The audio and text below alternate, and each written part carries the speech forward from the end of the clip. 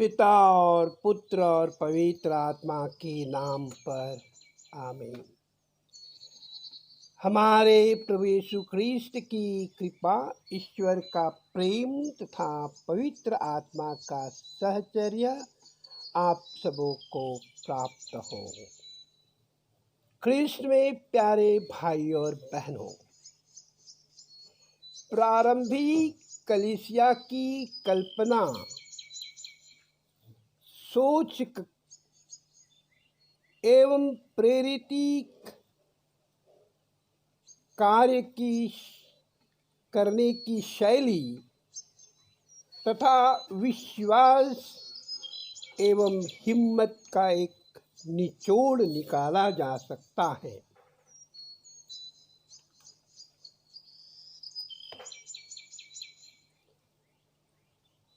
और वह है कि हर ख्रिस्तीय एक मुसाफिर है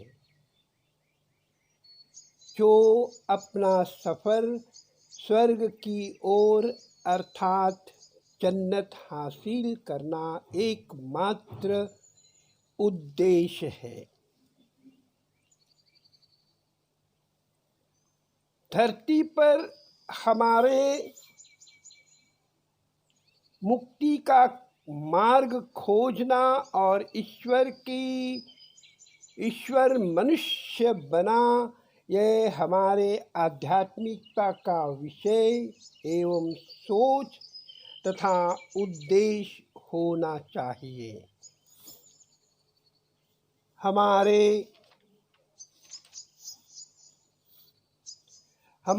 हर सवाल का जवाब हमारे मुक्तिदाता पुनर्जीवित यीशु है और हमारे विश्वास की व्याख्या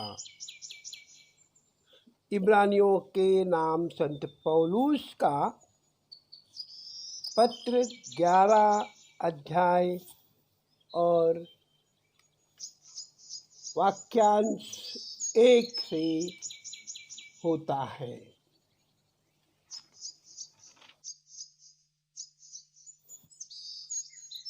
अध्याय 11 वाक्यांश 1 कहता है, विश्वास उन बातों की स्थिर प्रतीक्षा है जिनकी हम आशा करते हैं और उन वस्तुओं के अस्तित्व के विषय में दृढ़ धारणा है जिन्हें हम नहीं देखते। विश्वास के कारण हमारे पूर्वज ईश्वर के कृपा पात्र बने। विश्वास द्वारा हम समझते हैं कि ईश्वर के शब्द द्वारा विश्व का निर्माण हुआ है और अदृश्य से दृश्य की उत्पत्ति हुई है। विश्वास के अभाव में कोई ईश्वर का कृपा पात्र नहीं बन सकता। जो ईश्वर के निकट पहुंचना चाहता है उसे विश्वास करना है कि ईश्वर है और वह उन लोगों का कल्याण करता है और उन लोगों के बीच में है जो उनको खोजते हैं। उनकी अंतरात्मा की वह आवाज है। यह संत पौलुस सिद्ध करते हैं।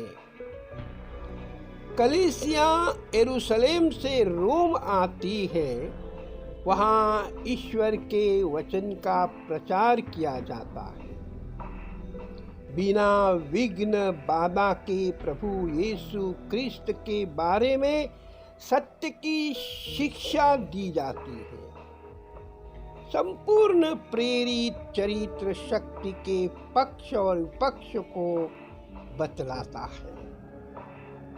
कैसे दोनों व्यक्तियों पेत्रुस और पौलुस ने रोम में समस्या का समाधान प्रार्थना और ईश्वर के मार्गदर्शन के द्वारा किया। कलीसिया अभी तक शैशवावस्था में थी, कमजोर थी और निस्सहाय भी थी, लेकिन वह अपनी कलीसिया थी, ईश्वर की कलीसिया थी। ये सताए गए जैसे ईश्वर ने अपनी कलीसिया के साथ चाहा, लेकिन हमेशा ईश्वर के साथ रहा।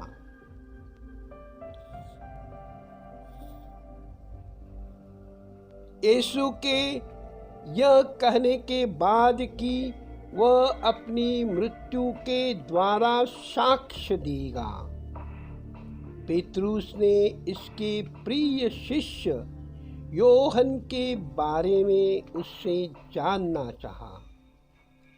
इस पर यीशु ने रूखे शब्द से उसे जवाब दिया, इससे तुम्हें क्या मतलब?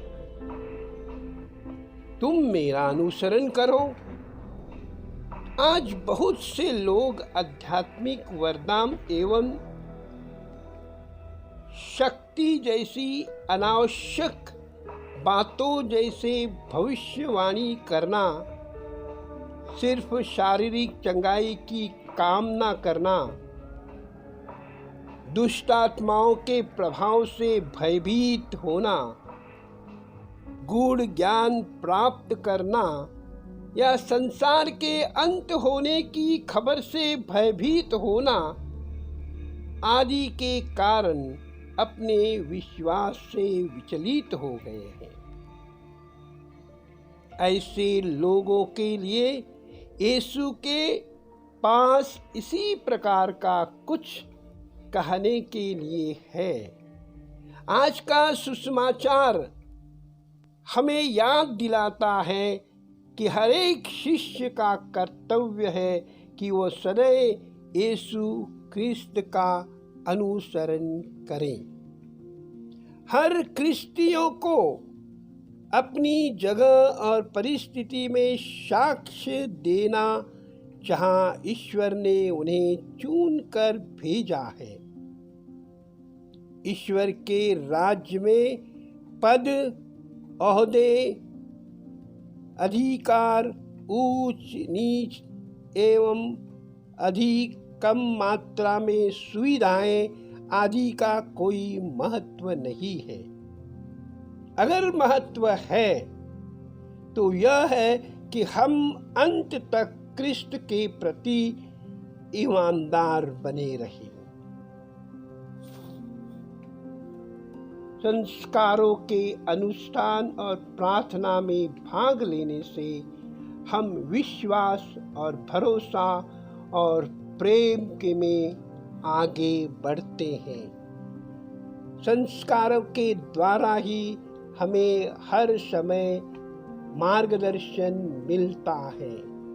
संस्कारों की आवाज के द्वारा ही हम सही रास्ते पर चलते हैं। इसलिए हर संस्कार को जो हमें एक नया मोड़ देता है, हम उन संस्कारों का पालन करें। पिता, पुत्र और पवित्र आत्मा के नाम पर आमीन।